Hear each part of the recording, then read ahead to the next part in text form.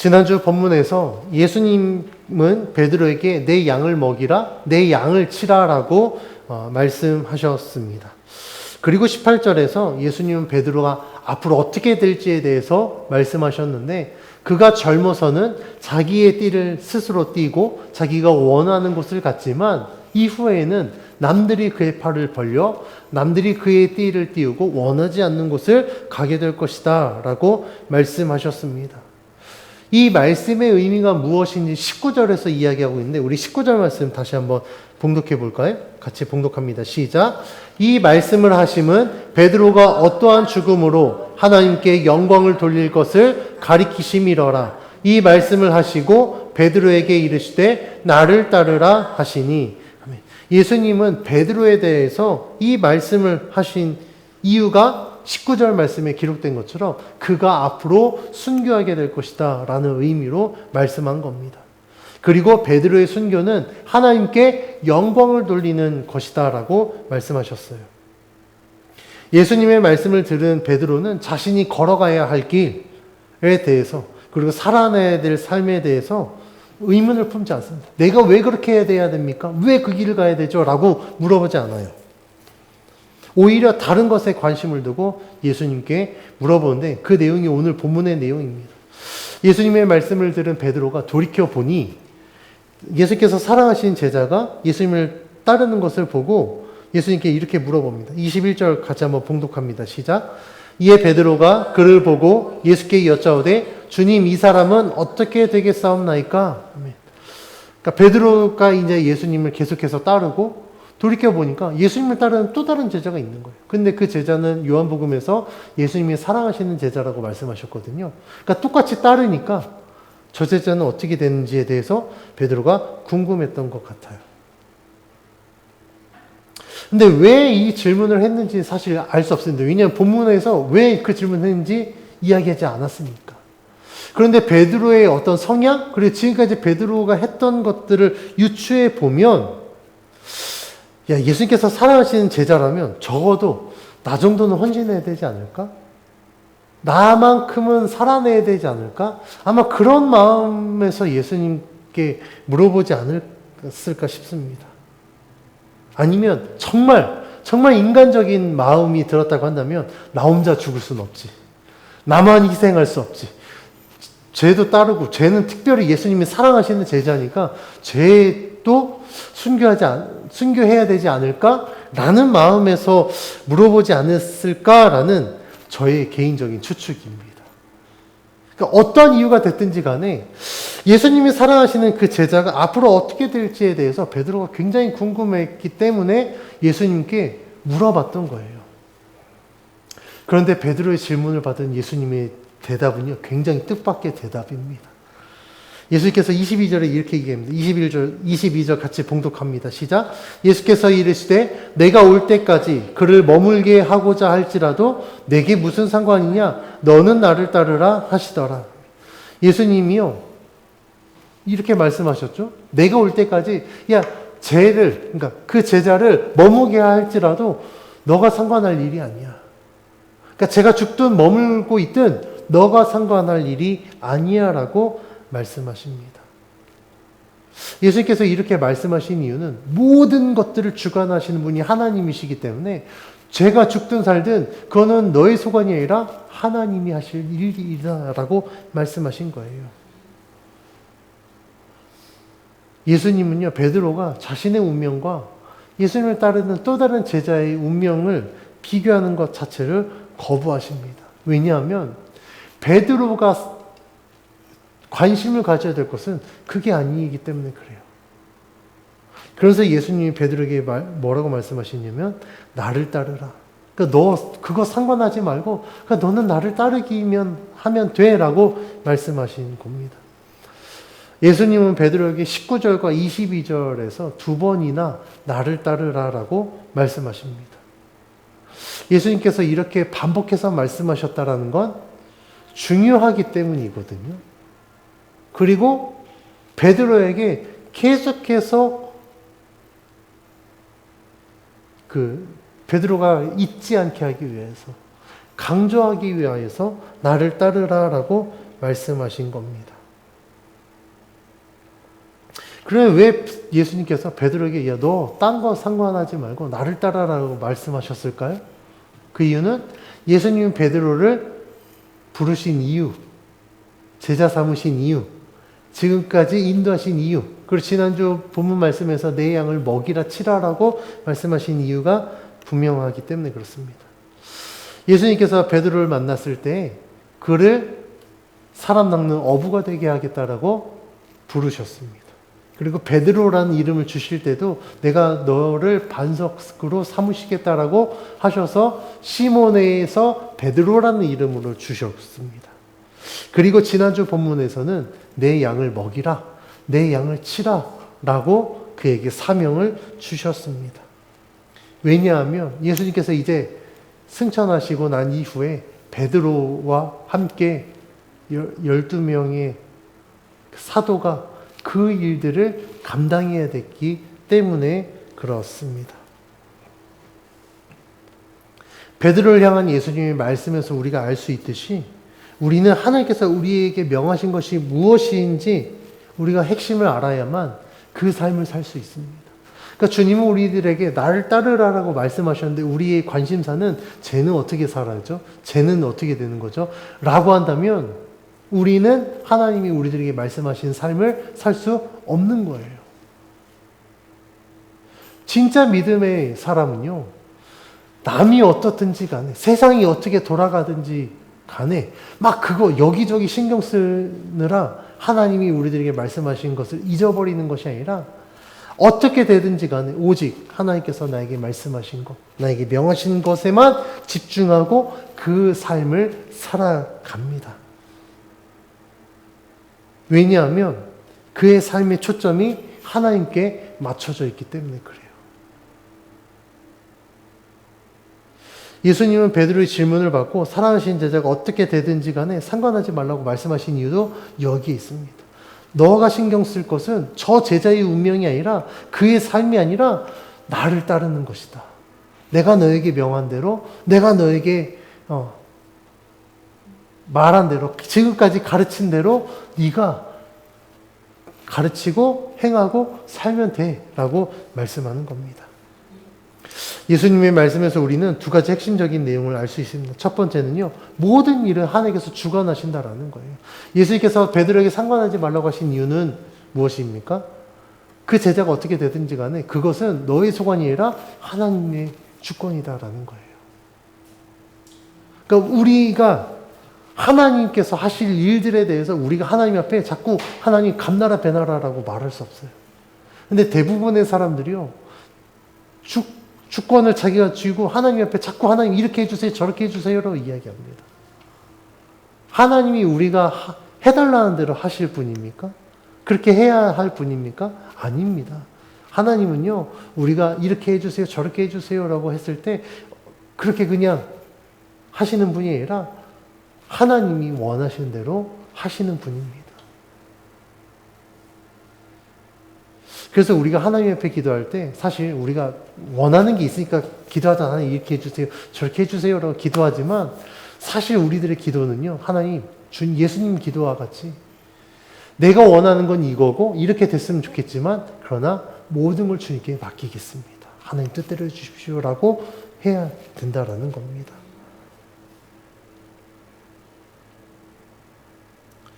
그래서 예수님께서 22절에 말씀하신 것처럼 예수님이 사랑하시는 제자를 주님이 올 때까지 머물게 하든지 죽게 하든지 그건 누구의 주관하는 일이라고요? 하나님이 주관하신 일이라고요.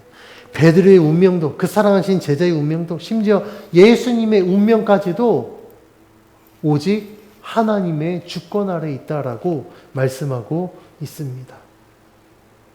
두 번째 핵심적인 내용은요, 주변의 환경이 신경 쓰지 말고 오직 하나님을 바라보라는 겁니다. 우리가 세상을 살아갈 때 주변에 해야 될 일들이 얼마나 많이 있습니까? 우리들의 삶 속에 우리들이 해야 될 게 얼마나 많이 있습니까? 그런데요, 지금 우리가 살고 있는 시대는 더 이게 심해진 게 뭐냐면 해야 될 게 너무 많아요. 하고 싶은 것도 많고 해야 될 게 너무나도 많아요. 그러다 보니까 우리가 하나님께 집중하는 게 굉장히 어렵습니다.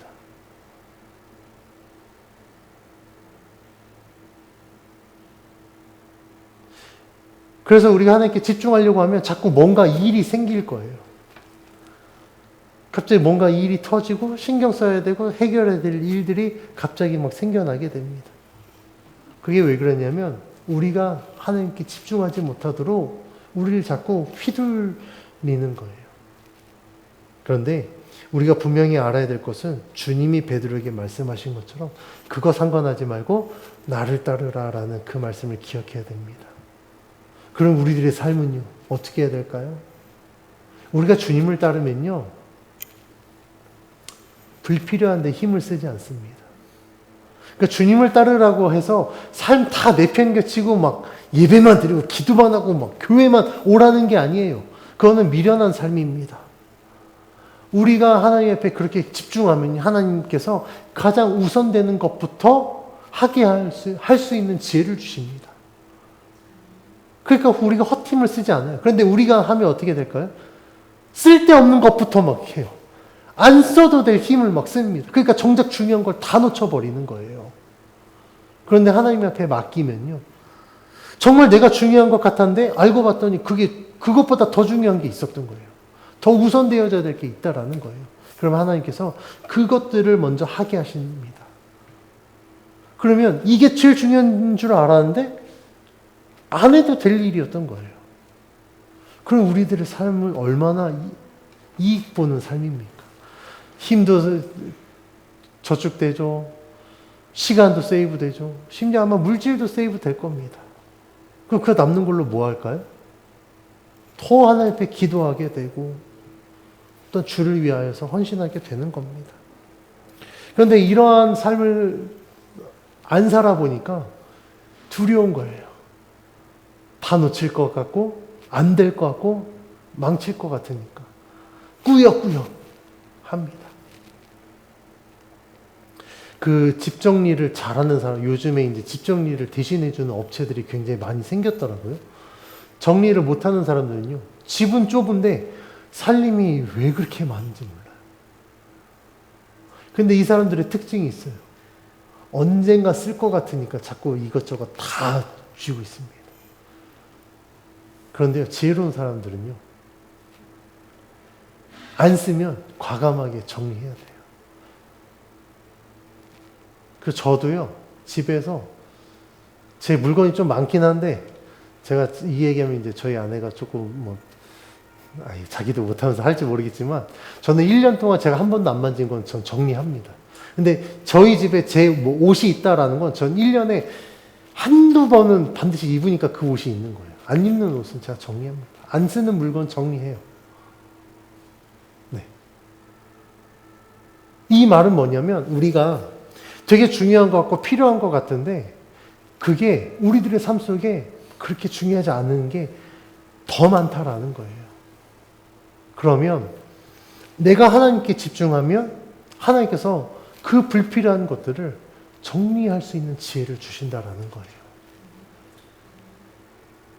그래서 진짜 믿음의 사람은요, 내가 처한 환경, 아니면 내 주변의 사람, 막 그런 것에 휘둘리지 않고 오직 하나님을 바라보고 하나님이 나에게 말씀하신 대로, 나에게 명하신 대로 주어진 삶을 살아가게 됩니다. 우리가 이렇게 하나님께 집중하고 하나님을 따라야 되는 이유가 있습니다. 그것은 하나님의 말씀을 알고 있어도 그 말씀의 의미를 제대로 알지 못하면 우리가 하나님의 뜻과 전혀 다른 길로 갈 수 있기 때문에 그렇습니다. 그 내용이 오늘 본문에서도 벌어지는데 23절 말씀 같이 한번 봉독해 봅니다. 시작. 이 말씀이 형제들에게 나가서 그 제자는 죽지 아니하겠다 하였으나 예수님의 말씀은 그가 죽지 않겠다 하신 것이 아니라 내가 올 때까지 그를 머물게 하고자 할지라도 내게 무슨 상관이냐 하신 것이더라. 아멘. 예수님께서 베드로에게 하신 말씀을 들은 몇몇 사람들이요, 이 말씀을 오해한 거예요. 그래서 22절에서 예수님이 사랑하시는 그 제자를 내가 올 때까지 머물게 할지라도 너 상관하지 말아라고 말씀하셨습니다. 이 말씀을 들은 사람들이 야, 저 사랑하는 제자 예수님 올 때까지 이 땅에 머물게 될 거래. 죽지 않을 거래. 이렇게 오해해버린 거예요. 예수님이 그런 의도로 말씀하셨습니까? 그 말씀 아니잖아요. 예수님의 말씀의 핵심은 뭐죠? 왜? 베드로에게 쓸데없는 거 신경 쓰지 말고 너는 그냥 나를 따라라 라고 말씀하신 게 핵심이에요. 그 제자가 예수님 올 때까지 이 땅에 머무는 게 핵심이 아니라는 겁니다. 그런데 그 말씀을 들은 사람들은요, 그들의 초점은 어디에 맞춰져 있냐면, 야, 저 제자가 예수님 다시 오실 때까지 죽지 않을 거래. 머물 거래. 라는 거에 초점이 맞춰져 있습니다. 그러니까 똑같은 예수님의 말씀이지만, 어떻습니까? 이 사람들이 받아들인 건 굉장히 잘못된 거예요. 오해를 하고 있는 겁니다. 왜 그러냐면 예수님이 그 말씀하신 그 의도는 깨닫지 못한 채 그 말씀의 이 문자만으로 자신들이 이해하고 해석했기 때문에 그렇습니다. 이 3절의 이 지금 장면을 통해서 우리가 알아야 될 것은 무엇이냐면 하나님의 말씀이 문자적으로만 우리가 해석하면 굉장히 위험하다라는 겁니다. 이것은 우리들의 신앙에 아주 중요한 경고가 될 수 있습니다. 하나님의 말씀을요, 잘못 해석하면요, 정말 전혀 다른 결과를 얻게 됩니다. 그 대표적인 예가 이단들이에요. 이단들이 이렇습니다. 이단들은요, 성경을 해석을 할 때 문자적으로만 해석합니다. 그리고 성경은 전체가 말하고자 하는 핵심 내용이 있거든요. 주제가 있거든요. 그 주제를 위하여서 창세기부터 요한계시록까지 66권이 써져 있는 거예요. 그리고 각 책마다 우리가 지금 요한복음 있죠. 요한복음이 1장부터 21장까지 있지만 그 전체 맥락에서 요한복음이 또 강조하고자 하는 게 있고 그 강조하고자 하는 것들을 위해서 1장부터 21장이 착착착 연결되어 있는 겁니다.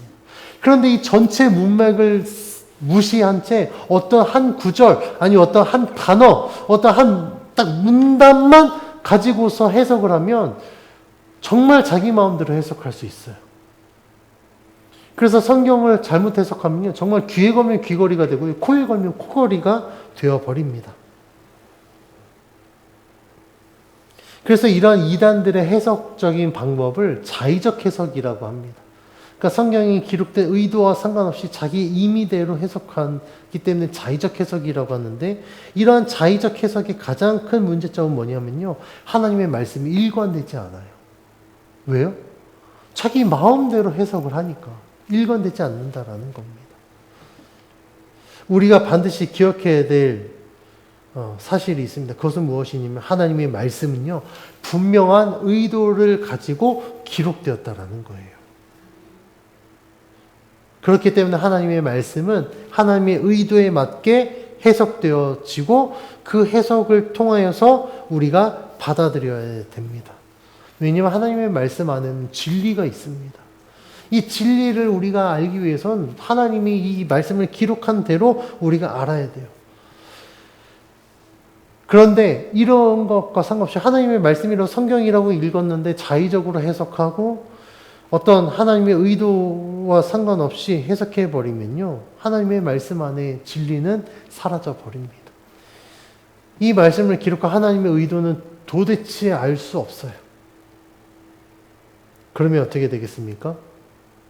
말씀을 통해서 진리를 깨닫고 영생의 삶을 사는 게 아니라 오히려 이 말씀 때문에 잘못 해석하고 우리들의 영혼이, 우리들의 신앙이 병들고 변질되어 버립니다. 그러면 사망의 길에 이르게 되는 거예요. 오늘 본문의 내용과 같이 베드로가 다른 제자의 운명에 대해서 상관하지 말고 자신에게 주어진 사명에 집중하여 주어진 일을 감당하라 말씀하신 이 예수님의 말씀이 듣는 자들이 잘못 해석하여 마치 다른 제자가 예수님 올 때까지 죽지 않을 거래 라고 받아들여서 그게 만약에 계속해서 전해졌다면 복음의 진리는 온데간데 없이 사라졌을 겁니다. 그러니까 우리들의 신앙도 이렇다라는 거예요. 그래서 하나님의 말씀은요, 우리가 정말 제대로 알고 받아들이고 삶으로 적용해야 됩니다. 하나님의 말씀에 대한 오해는요, 단순한 해프닝으로 끝나지 않습니다. 아까 말씀드린 것처럼 우리의 생명과 직결돼요. 왜냐하면 말씀 잘못 해석해서 잘못 깨닫고 잘못된 길을 가면 어떻게 된다고요? 사망의 길로 간다고요.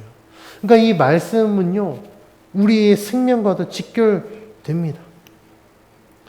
그러니까 잘못 해석하면 또 어떻게 될까요? 하나님이 하라는 건 안 하고요. 하지 말라는 것만 골라서 하게 될 겁니다.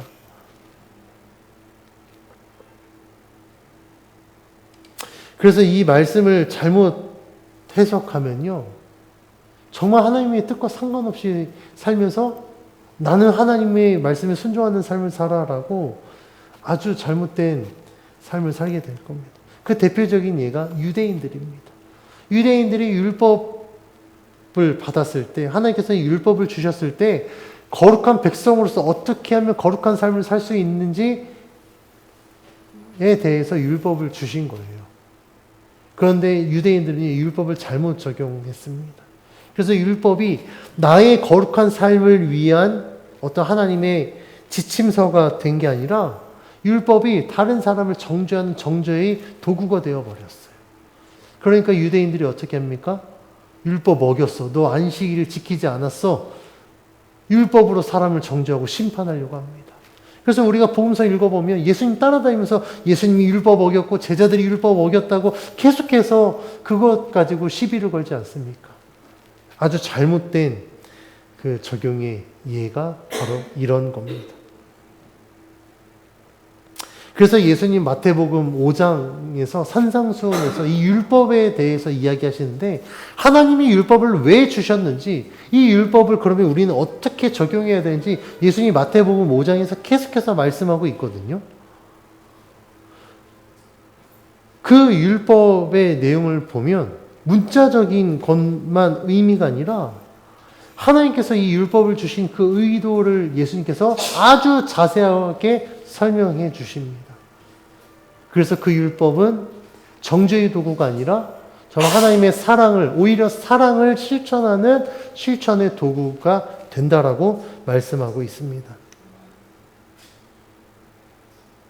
예수님의 말씀을 듣고 이 율법을 정말 자세하게 살펴보면요, 율법은 정죄의 도구가 아니라 하나님의 사랑이 드러난 말씀입니다. 하나님께서 율법을 주신 건요, 심판하기 위해서가 아니에요. 하나님이 사랑하시는 이 거룩한 백성이 그 하나님의 사랑 안에서 살아갈 수 있게 하기 위해서 율법을 주신 것이기 때문에 그렇습니다. 그런데 이러한 하나님의 의도를 잘못 알고 율법을 정말 문자적으로 해석하면요, 율법을 주신 하나님은요, 심판의 하나님, 정죄하시는 하나님, 정말 무자비한 하나님으로 인식될 수밖에 없습니다. 예수님 당시 유대인들이 율법을 잘못 해석하고 적용해서 하나님의 의도와 전혀 다른 방향으로 율법을 가르치고 행했기 때문에 그렇습니다. 그런데 예수님의 말씀을 들어보면 율법 안에 하나님의 사랑이 있구나, 하나님의 은혜와 자비가 있구나라는 것을 우리가 깨닫게 됩니다. 그래서 우리는 하나님의 말씀 안에 하나님이 어떤 의도로 이 말씀을 하셨는지 그 하나님의 의도를 우리는 분명히 알아야 됩니다. 우리의 삶을 향한 하나님의 계획이 무엇인지 알아야 되고, 우리들에게 왜 그 삶을 살라고 말씀하셨는지 알아야 됩니다. 그리고 우리는 앞으로 어떤 길을 가야 될지, 어떤 삶을 살아야 될지 그 방향성을 알아야 됩니다. 그걸 알기 위해서는 우리는 끊임없이 기도해야 됩니다. 하나님께 물어봐야 됩니다. 그러면요, 하나님께서는요, 말씀을 통해서, 또 함께 기도하는 기도의 중보자를 통해서, 삶의 여러 가지 현상들을 통해서 하나님의 뜻을 알게 하십니다. 그걸 알지 못하면요, 우리는요, 정말 잘못된 길을 갈 수도 있어요. 열심히 갔는데 헛힘쓸 수도 있습니다.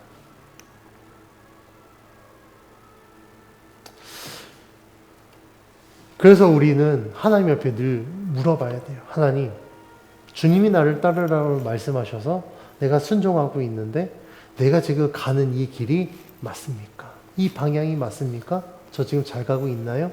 라고 하나님 옆에 늘 우리는 기도하고 점검해야 됩니다. 이렇게 우리가 하나님 옆에 물어보고 기도하고 하나님 말씀하시고 인도하신 대로 살아가는 삶을 살아갔을 때 우리들은 하나님의 역사에 살아있는 증인이 됩니다. 하나님의 역사심을 직접 경험한 자의 증언은요, 참되기 때문에 분명한 영향력이 있습니다. 그래서 오늘 본문은 요한복음을 기록한 목적에 대해서 다음과 같이 이야기했는데 24절, 25절 말씀을 같이 한번 봉독해 봅니다. 시작. 이 일들을 증언하고 이 일들을 기록한 제자가 이 사람이라 우리는 그의 증언이 참된 줄 아노라. 예수께서 행하신 일이 이 외에도 많으니 만일 낱낱이 기록된다면 이 세상이라도 이 기록된 책을 두기에 부족할 줄 아노라. 아멘. 방금 봉독한 24절에서 예수님이 행하신 모든 일들을 증언하고 기록한 자가 예수님과 함께하였던 제자라고 말씀하고 있습니다. 그가 직접 경험했고 직접 예수님께 들은 것들을 기록했기 때문에 이 증언은 참되다라고 사람들이 보증하고 있는 거예요. 요한복음을 마무리하면서 이 문구가 들어간 이유는 성경의 모든 기록이 그렇지만 이 요한복음은 예수님이 행하신 모든 일들에 대해서 사실대로 기록한 책이다. 그리고 예수님께서 하신 그 말씀이 기록된 책이다라고 이야기하기 위해서 이 구절이 기록된 겁니다. 만약에 요한복음을 기록한 요한이 자신이 직접 경험하고 예수님께 들은 말씀을 기록한 게 아니라 어떤 사람들이 경험한 그 경험을 들었거나 아니면 예수님이 말씀하신 것을 소문으로 들어서 기록하였다고 한다면 이 요한복음은 정경이 채택되지 않았을 겁니다. 우리가 갖고 있는 이 성경 66권을 우리가 정경이라고 하거든요. 여러 가지 신학적 작업들을 통하여서 수많은 책들 중에 이제 정경으로 채택이 되어 있는데 이 정경 외에도 당시에 기록된 책들이 되게 많아요. 외경이라고 하는데 뭐 구약도 그렇고요. 뭐 신약도 그렇고요. 외경들이 굉장히 많습니다. 그런데 그 책들이 왜 정경에 채택이 안 됐냐면, 자신이 직접 경험한 것에 대해서 사실적으로 기록한 것이 아니라 저자의 어떤 코멘트가 달려있기 때문에, 그러니까 저자의 어떤 관점에서 예수님이 이렇게 행했다. 그런데 나는 그 예수님이 행하신 것에 대해서 나는 이렇게 느꼈고 이렇게 생각한다. 자신의 생각이 첨부가 된 거예요. 들려진 소문에 대해서 듣고 그런 소문이 있는데 그 소문은 이렇다더라. 그러니까 사실일 수도 있고 아닐 수도 있는 그런 소문들이 기록되니까 그런 것들이 외경에 굉장히 많이 있습니다. 그런데 한간에 어떤 사람들이 이 외경을 가지고 자꾸 복음의 진리를 왜곡하려는 시도들이 있습니다. 특히 제가 인정하지 않고 왜 그 사람은 자꾸 성경을 자꾸 자기가 강의한다고 하는지 모르겠는데 도울이라는 사람이 있어요. 한시인데 신학과를 나오기는 했습니다.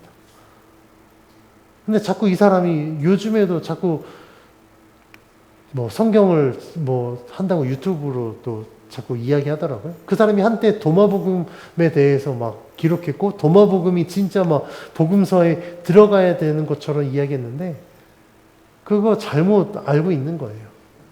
하여튼 그렇습니다.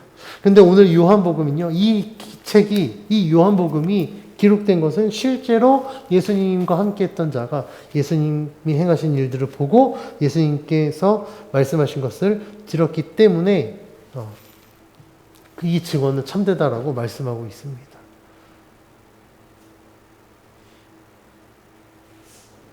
이 요한복음은요, 예수님과 함께 다니면서 예수님이 행하신 모든 일들을 직접 경험하고 예수님이 말씀을 직접 들은 요한이 예수님이 누구이신지, 이 땅에 왜 오셨는지, 무엇을 행하셨는지에 대해서 기록한 책입니다. 그래서 이 책이 기록한 목적에 대해서 31절에서 말씀하고 있죠. 이 20장 31절에서 이 책을 기록한 목적에 대해서 분명히 이야기하고 있습니다. 오직 이것을 기록하면 너희가 예수께서 하나님의 아들 그리스도이심을 믿게 하고 또한 그 이름을 힘입어 생명을 얻게 하기 위해서 기록했다라고 20장 31절에서 이미 한번 말씀하고 있었습니다. 그러니까 요한복음은요, 분명한 목적을 가지고 기록된 책이에요. 예수님이 그리스도라는 사실을 증명하고 그 이름을 믿은 자들로 하여금 생명을 얻게 하기 위해서 기록된 책이 요한복음이라는 겁니다. 그래서 우리가 하나님을 믿는다고 한다면 우리들의 신앙은요, 실제가 되어져야 돼요. 그러니까 남들이 경험한 것, 어떤 남들의 소문에 의해서 들은 것으로 신앙생활하는 게 아니라 내가 직접 경험하고 내가 직접 들은 것들로 신앙생활을 했을 때 비로소 우리의 신앙은 실제가 됩니다. 만약에 남의 경험, 어떤 남의 이야기를 듣고 우리가 신앙생활을 한다고 한다면 우리들의 신앙이 허구에 빠질 위험성이 굉장히 클 수 있습니다. 그러면요, 예수 믿지 않는 자들은 우리를 보고 하나님의 존재를 부정할 거예요. 그런데 우리는 예수님을 믿는다고 했을 때 우리 성도님들이 예수님 왜 믿습니까? 예수님을 믿는다라는 거 하나님의 살아계심을 우리가 인정하고 확신한다라는 증거입니다. 우리가 예수를 믿는 것은 우리에게 주어진 이 말씀이 복음의 진리라는 것을 우리가 인정하고 받아들인다라는 것입니다. 그러니까 사람들은 이게 야 그냥 그거 책 아니야라고 할지 모르겠지만 우리들에게 진리고 우리가 진리라고 믿었을 때 하나님은 실제로 이 말씀이 살아있다라는 것, 지금도 살아서 역사하고 있다라는 걸 우리들의 삶 속에서 수많은 증거들로 확증해 주실 것입니다. 물론 우리들의 삶이 그렇게 쉽지는 않을 거예요. 그러나 우리가 하나님을 믿고 정말 이 말씀의 뜻대로 살아가려고 할 때 하나님은요, 우리의 기도의 제목에 응답하심으로 말미암아 하나님의 살아계심을 우리에게 보여주실 겁니다. 병이 들었을 때 우리가 아까 예배 때도 기도했지만 병 고침을 통하여서 하나님의 능력을 보여주실 것이고 불확실한 미래에 대한 두려움을 하나님의 인도하심으로 말미암아 확신으로 바꿔주실 것입니다. 때로는 우리의 믿음 때문에 고난을 받을 수도 있어요. 어려울 수도 있습니다. 그러나 하나님은요, 우리가 믿음을 지켰을 때 그 고난과 어려움들 속에서 반드시 우리를 위로하여 주시고 고난과 어려움이 하나님의 축복으로 바뀌게 하실 것입니다. 이렇게 하나님의 역사를 직접 경험한 자들은요, 살아있는 증인이 되는 거예요. 그러니까 우리가 그 증인이 되어서 우리들의 삶을 통하여서 하나님의 역사들을 증거했을 때 사람들이 하나님을 믿게 될 것입니다. 이 땅에서의 삶에만 집중하는 것이 아니라 하나님이 약속하신 하나님 나라를 기대하고 소망하게 될 것입니다. 하나님 나라를 기대하고 소망하는 자는요, 절대 쉽게 포기하지 않습니다.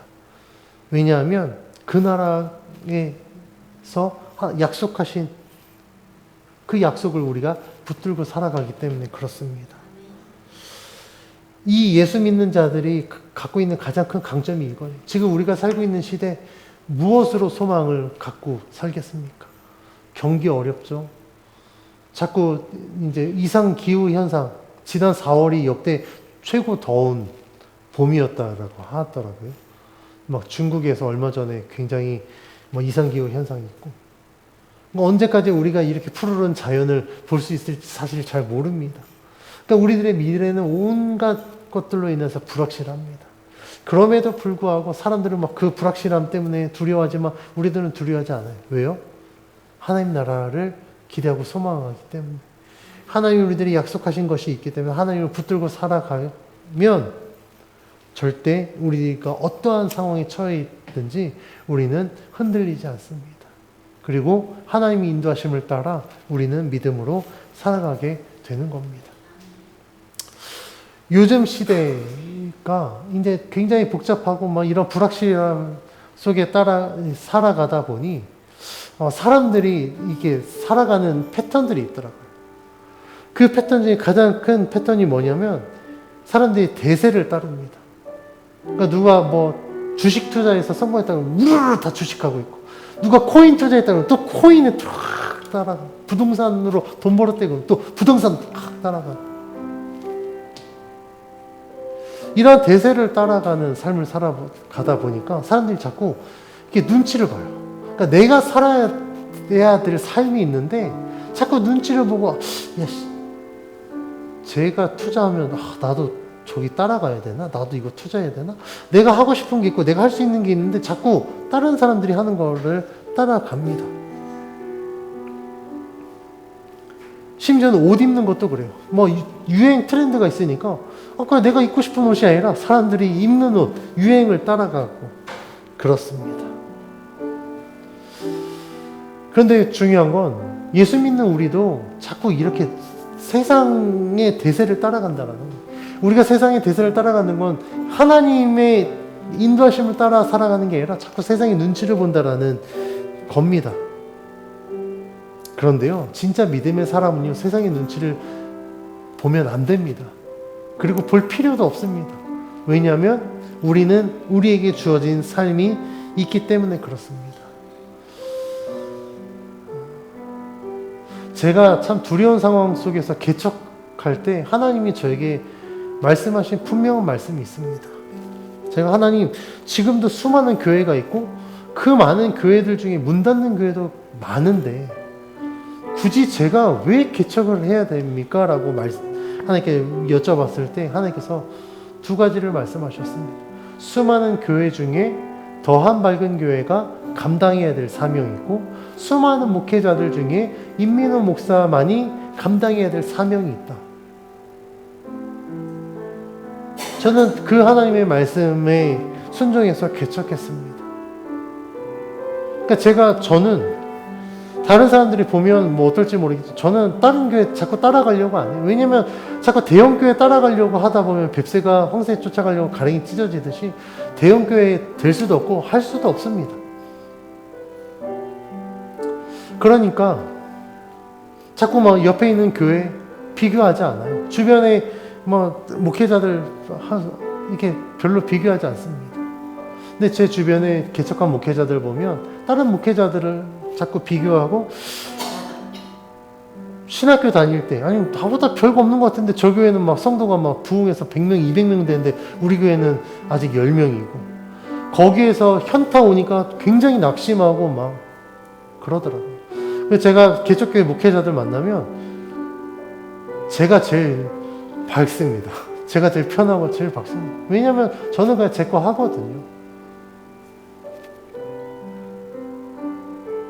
오늘 베드로와 같이 만약에 제가 누군가 쟤는 어떻게 될까요? 쟤는 어떻게 될까요? 라고 했다고 한다면 아마 저도요 이렇게 목회 못했을 겁니다. 그런데 주님이 말씀하신 대로 너 그거 상관하지 말고 나를 따르라 라고 하면 제가 그렇게 순종하고 살아가고 있어 보니 가장 첫 번째 제일 좋은 게 뭐냐면 마음의 평안함이 있습니다. 별로 두려워하지 않아요. 그리고 조급함이 없습니다. 왜냐하면 주님이 하라는 대로 하고 있으니까 하나님이 책임지실 거니까 그러니까 굉장히 마음이 편하더라고요.